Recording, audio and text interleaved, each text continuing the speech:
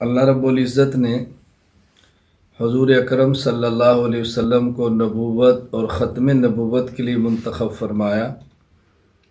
آپ کے صحابہ کرام رضی اللہ عنہ مجمعین کو آپ کی صحابیت کے لیے منتخب فرمایا۔ صحابی کسے کہتے ہیں؟ صحابی کے بارے میں اہل سنت والجماعت کا عقیدہ کیا ہے؟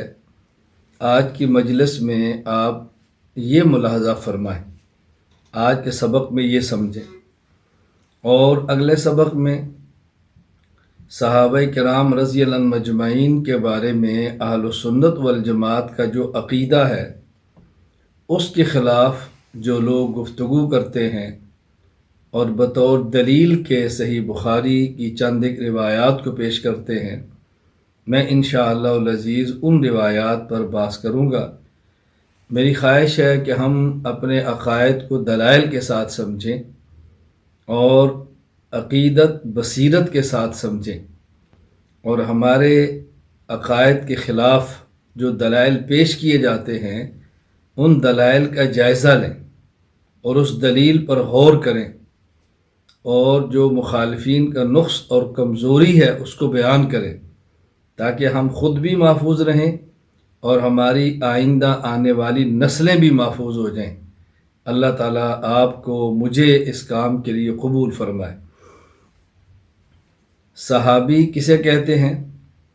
امام احمد بن علی ابن حجر عسقلانی رحمہ اللہ تعالی وفات 852 ہجری، نزہۃ النظر شرح نخبۃ الفکر میں فرماتے ہیں، وَهُوَ مَنْ لَقِيَ النَّبِيَّ صلی اللہ علیہ وسلم مُؤْمِنًا بِهِ وَمَاتَ عَلَى الْإِسْلَامِ، جو رسول اکرم صلی اللہ علیہ وسلم سے ملاقات کرے حالت ایمان میں اور ایمان اور اسلام پر ہی اس کی موت آئے، وہ دنیا سے اسی طرح رخصت ہو۔